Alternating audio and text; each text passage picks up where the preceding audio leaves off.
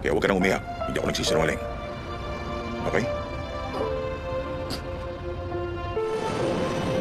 $750 ang utang ng mama ko. Dahil sa utang na yon, sa edad na 10 taon, ako ang nagsilbing collateral ni Uncle.